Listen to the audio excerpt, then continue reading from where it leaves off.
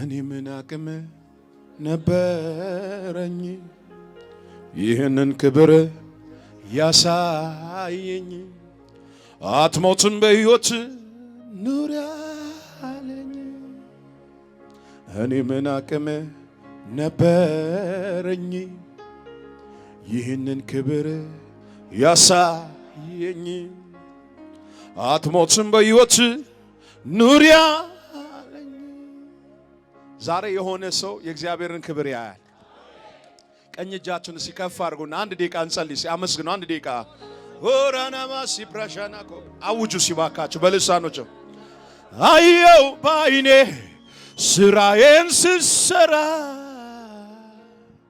በዘመኔ ሆነኝ ክልላዬ ረዳቶኝከኝ እኔስ ታመንኩብህ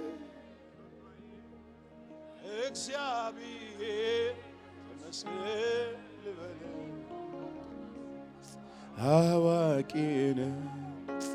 አዋቂ ድምጻቸው አይሰማም አዋቂ ነህ ጌታ አዋቂ ነህ ኤልሻዳይ ነህ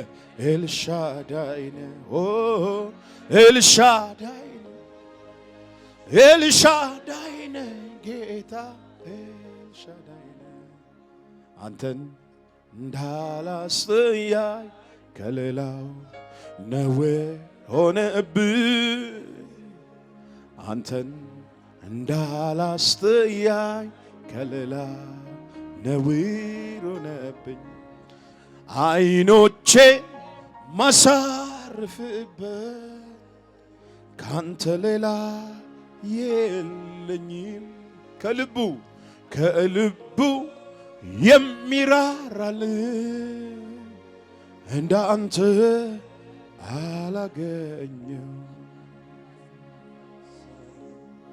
እግዚአብሔር ሆይ ስምህ ከፍ ይበል ማደሪያ ይባረክ ስለረዳን እናመሰግናለን እስኪ አጠገባችሁ ያለውን ሰው የሚፈልግህ ሞተዋል በሉት ደገሙና እስኪ የሚፈልገኝ ሞተዋል በሉ አንድ ሰው ጮሆ ሞተ በሉ እስኪ ለቀቅ አድርጉና ሞተ ኢየሱስ ማን ነው መጽሐፍ የሚናገረው ንጉሥ ሄሮድስ ልክ የኢየሱስን መወለድ ሲሰማ በእሱ ጀርባ ላይ ያለው መንፈስ ምን አለ ይላል ደነገጠ ይላል ከዛ በሁለት ዕድሜ አካባቢ ያሉትን ሕፃናቶችን ምን አደረጋቸው አስገደላቸው ይላል ማርያምና ዮሴፍ ምን አደረጉ ይላል ይህንን ድምጽና አዋጅ በሰሙ ሰዓት ልጁን ከነፍሰ ገዳዩ እጅ ለማዳን ወደ ግብጽ ሸሹ ወይም ወረዱ ይላል ንጉሡ ሄሮድስ እንደሞተ በሰሙ ጊዜ ሌሊት ላይ መልአኩ መጥቶ እንደዚህ አለ የልጁን ነፍስ ምን የሚፈልግ ምን ብሏልና አቤት አጠገባችሁ ያለው ሰው የሚፈልግህ ሞቷል በሉ እጃችሁ ከፍ አድርጉና የሚፈልገኝ ሞቷል በሉ አንድ ሰው ጮሆ አሜን ይበል ዛሬ ከዚህ ቤት እግራችሁ ሳይነሳ አንድ አዋጅ ይገለበጣል አንድ ሰው እጁ ከፍ አድርጎ የሚፈልገኝ ሞቷል የመጨረሻ በጣም የሚገርማችሁ ነገር የምስራች ነገረው ሕፃኑን የሚፈልግ ንጉሡ ምን ብሏል ሞቷል ተነስና አንተም ሚስትም ማርያም ይዘህ ወደ ኢየሩሳሌም ተመለስ የሚል ድምጽ ሰማ ይላል ወገኖቼ ዛሬ ኢየሱስን ሰይጣን ሊገለው ለምንድን ነው የፈለገው ካላችሁ የእግዚአብሔርን ዓላማ ተሸክሞ ስለመጣ ነው የእግዚአብሔርን ፕሮግራም ተሸክሞ ስለመጣ ነው የዓለም መድኃኒት ሆኖ ስለመጣ ነው ኢየሱስ ክርስቶስ ምድር ላይ ለመንገስ ሳይሆን በአዳም ኃጢአት ምክንያት ከእግዚአብሔር ጋር ያለውን ህብረት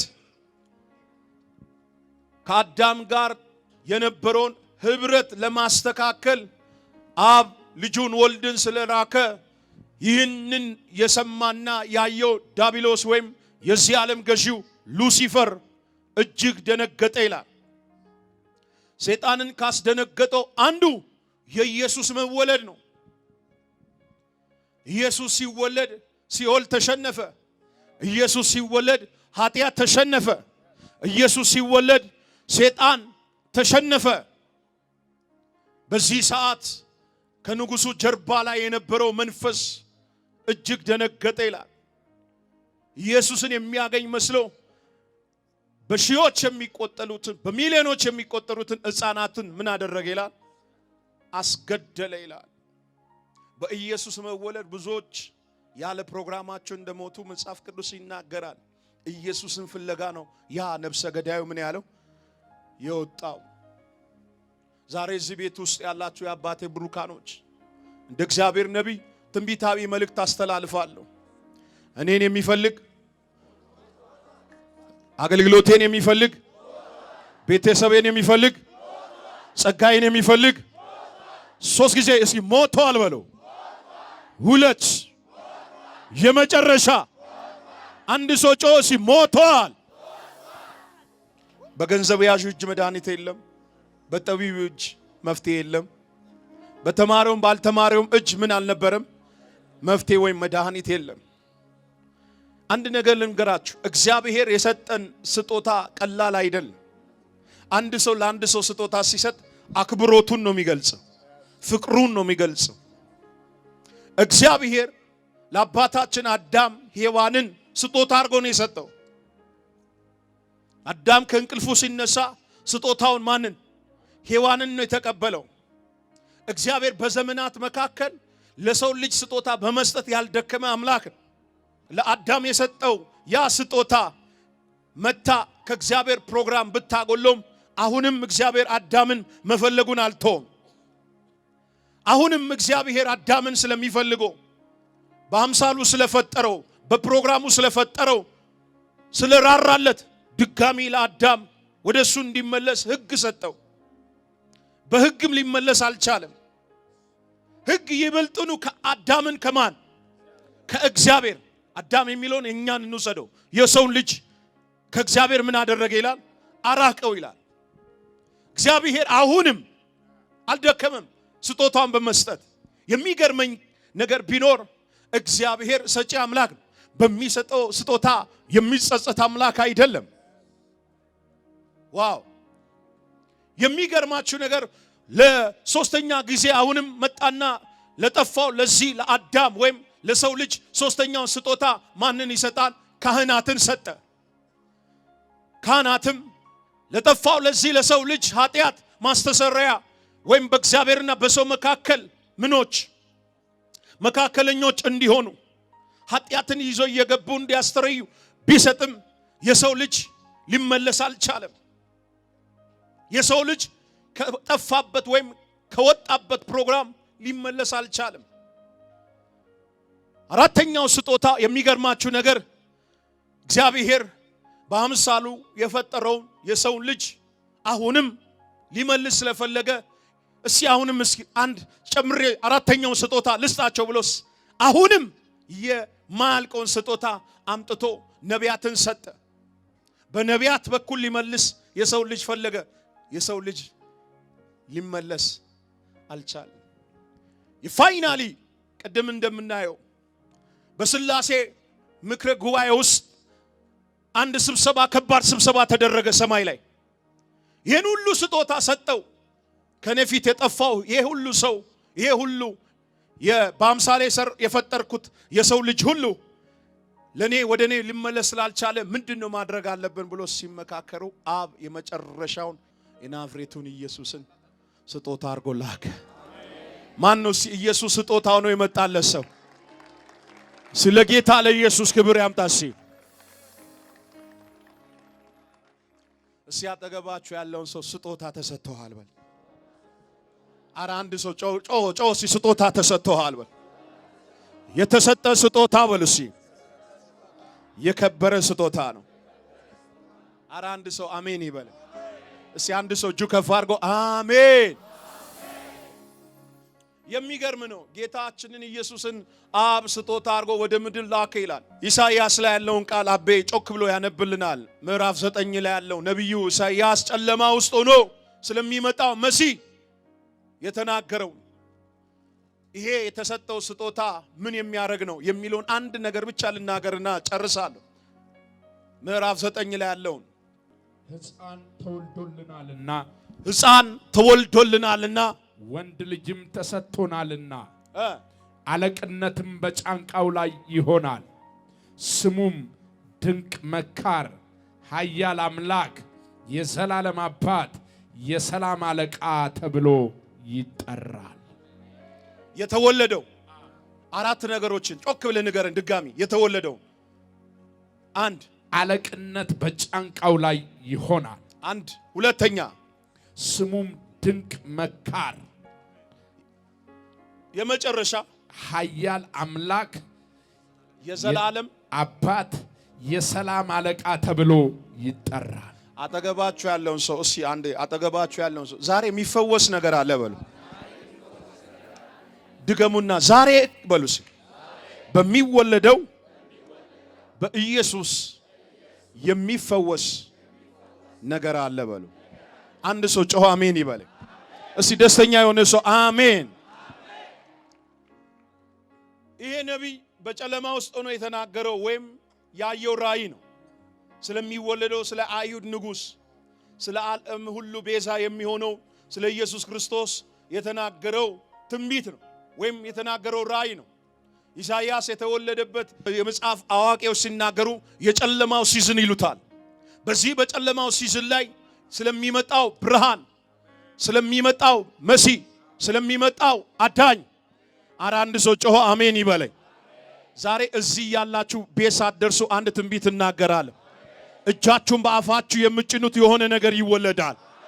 ያመነ ሰው ካለ ጮሆ አሜን ይበለኝ። እስቲ ጮኩላችሁ ንጉሥ ተወልዷል በሉ። የመጨረሻ ይሄ የተወለደው የአይሁድ ወይም የዓለም ንጉሥ ጌታችን ኢየሱስ ክርስቶስ ምን አይነት ስጦታ ሆኖ ነው የመጣው ካላችሁኝ፣ አንደኛ ከኃጢአት መርዝ የሚፈውስ መድኃኒት ሆኖ ነው የመጣው። ሳይንቲስቶች ሙሉ ለብዙ በሽታዎች ብዙ መድኃኒት አግኝተዋል። ለኃጢአት ግን መድኃኒት ሊያገኙ አልቻሉም። በጣም የሚገርማችሁ ነገር ለብዙ በሽታ ምን ተገኝቷል? ለኃጢአት ግን መድኃኒት አልተገኘም። ብዙ በሽታ መድኃኒት ተገኝቶለት ግን ለኃጢአት የተገኘ መድኃኒት አልነበረም። የመጨረሻዊ መልእክት ስለሆነ ስሙኝ። ማቴዎስ ወንጌል ላይ አንድ መድኃኒት ተወለደ። አራዝም አላችሁ። እስቲ አጠገባችሁ ያለውን ሰው እሱም ኢየሱስ ነው በል። እኔ ደስ የሚለኝ ነገር አንድ ነገር ልንገራችሁ። ሰው ከሆነ ችግር የሆነ ነገር ከፍሎ ሊወጣ ይችላል። ከኃጢአት ችግር ግን ሰው ምንም ነገር ከፍሎ መውጣት አይችልም። የሰው ሁሉ ልጅ ጠላት ማን ነው ካልከኝ ከሰይጣን በላይ ኃጢአት። ትልቁን ትንሹን ያንበረከከው ማን ነው ካልከኝ ኃጢአት። ዛሬ እዚህ ጉባኤ ውስጥ የመጣችሁ የአባቴ ብሩካኖች የኢየሱስ ክርስቶስ ደም ከኃጢአት ሁሉ ምን ይላል? ያነጻል ይላል። ምንም አይነት ግዙፍ የሆነ ታቦር ተራራ የሚያክል ኃጢአት ተሸክመ መጥተህ ከሆነ ልንገርህ ዛሬ ያንን ተራራ የሚያክል ኃጢአት የሚያፈርስ አንድ ደም አለ። እስቲ አንድ ደም እሱ ኢየሱስ ነው የሚል ጮሆ አሜን ይበል። አጠገባችሁ ያለውን ሰው ኢየሱስ ከኃጢአት ያድናል በሉት። ይስማስ ኢየሱስ ከኃጢአት ያድናል በሉ። ማቴዎስ 1 ቁጥር 21 ላይ እንዲላል ልጅ ትወልጃለሽ፣ እርሱም ሕዝቡን ከኃጢአታቸው ያድናቸዋል፣ ስሙም ኢየሱስ ትይዋለሽ። ልጅ ምን ትያለሽ አላት? ልጅ ትወልዳለች፣ እርሱም ሕዝቡን ከኃጢአታቸው ያድናቸዋልና ስሙን ኢየሱስ ትለዋለ። የተወለደው ይህ የአይሁድ ንጉሥ ምን የሚያደርግ ነው? ከኃጢአት የሚያነጻ ነው። የሰው ልጅ ትልቁ ጠላቱ ኃጢአቱ ነው። ራሱ የሰራ ኃጢአት የሱ ጠላቱ ነው እና የሰው ልጅ ያጣበት ትልቁ መፍትሄ ምንድነው ካላችሁ ለሰራው ኃጢአት መድኃኒት ነው ያጣው። መድኃኒት ሆኖ የመጣው ማ ብቻ ነው? ኢየሱስ ብቻ ነው። አጠገባችሁ ያለውን ሰው ኢየሱስ ለኃጢአት መድኃኒት ነው በሉ። በዓለም ላይ ብዙ መድኃኒቶች ተገኝተዋል። ለኃጢአት ግን መድኃኒት አልተገኘም። ሁለተኛ ይሄ የመጣው የተወለደው ንጉሥ ምን የሚያደርግ ነው ካላችሁ የዘላለም ሕይወት የሚሰጥ ሲያጠገባችሁ ያለውን ሰው የተወለደው የዘላለም ሕይወት የሚሰጥ ንጉሥ ነው በል። አጠገብ ያለውን ሰው ያዝ አድርገው። ሕይወትን የሚፈልግ ትንቢት ነው። ሕይወትን የሚፈልግ ትዳርን የሚፈልግ ጤናህን የሚፈልግ ነፍሰ ገዳዩ ሞቷል፣ ሞቷል። በዚህ ቲቪ በመላ ዓለም ሆናችሁ የምትሰሙኝ ኤርትራውያን፣ ኢትዮጵያውያን አንድ ሰበር መልእክት አለኝ። በዚህ 5 ቀን ውስጥ የሚፈጸም ትንቢት አስቸኳይ መልእክት ስማኝ። የሚፈልግሽ ሞቷል፣ የሚፈልግህ ሞቷል። ስራ የበዛበት በር ተከፍቶልሃል። ያመነ ሰው ጮህ አሜን ይበለኝ። ሲኦልን ባዶ ያደረገው ኢየሱስ ብቻ፣ ኃጢአትን ያሸነፈው ኢየሱስ ብቻ። ከኃጢአት በስተቀር አይደል የሚለው ምን ያላል ይላል። በነገር ሁሉ የተፈተነ ማን ነው እሱ? ስጋ ለብሶ እኮ ነው አንተ ኃጢአትን አሸንፎ ይሄድ። እኛ እንኳን ስጋ ለብሰን ጸጋት ሞልቶብን እንኳን አልቻል። ግን ኢየሱስ 3 ዓመት ተኩል ላይ ሲመላለስ ሰይጣንን አሸንፎ ኃጢአትን አሸንፎ ስጋን አሸንፎ፣ አራ ይሄ አሸናፊነት መንፈስ ላያችሁ ላይ ይምጣ። አንድ ሰው ጮሆ አሜን ይበል። በዚህ ቲቪ በመላው ዓለም የምትገኙ ኤርትራውያን፣ ኢትዮጵያውያን ለ2018 ለጌታችን ለኢየሱስ ክርስቶስ ለልደት በዓል መታሰቢያ እንኳን አደረሳችሁ፣ እንኳን አደረሰን። ኢየሱስ ጌታ ነው። ክብር ለኢየሱስ ይሁን። በጣም ደስ ብሎኛል። የከበረው ስጦታ በሚል ትንሽ ነገር ተናግሬያለሁ። ይህ የከበረው ስጦታ መጥቶ ምን አደረገ? ከኃጢአት መርዝ ምን አደረገን? አዳነን ወይም ፈወሰን። ሁለተኛ የመጣው የከበረው ስጦታ ምን አደረገ ሲባል የዘላለም ሕይወት ሰጠን። ሶስተኛ ይህ የከበረው ስጦታ ምን ሰጠን? ምን ይዞ መጣ ሲባል ከአብ ጋር ያለንን የተቋረጠውን ህብረት አደሰልን። ልቀቅና አሜን በል። ዛሬ ከእግዚአብሔር ጋር የተቋረጡ ፌሎሺፖች፣ የተቋረጡ ህብረቶች አባ ብለህ የምትጸልየው ያቆምሽው እህቴ ዛሬ መልእክት አለኝ። በዚህ ስክሪን ለምትሰሙኝ በዚህ ቤት ያላችሁ እግዚአብሔር እንዲህ ይላችኋል፣ ህብረታችሁ ዛሬ ይታደሳል። ምርኳችሁ ዛሬ ይመለሳል። ሳቃችሁ ዛሬ ይመለሳል። አንድ ሰው ጮሆ አሜን ይበለኝ። እኔ እንዲህ ብዬ ልጸልይ ይላል። ነገ ማታ፣ ነገ ጠዋት ነገርህን የምትረከብበት ቀን ይሁን። አጠገብ ያለውን ሰው ነገርህን ትረከባለህ በሉት። እኔ እዚህ ውስጥ ነጫጭ ልብስ አይደል የለበሳችሁት? ያው የቀባኝ ልጅነቴን የሰጠውት እግዚአብሔር ምስክሬ፣ ዛሬ ማታ የማይመጥናችሁ ነገር ተፋቷቸዋል። ያመነ ሰው ካለ ጮሆ አሜን ይበል።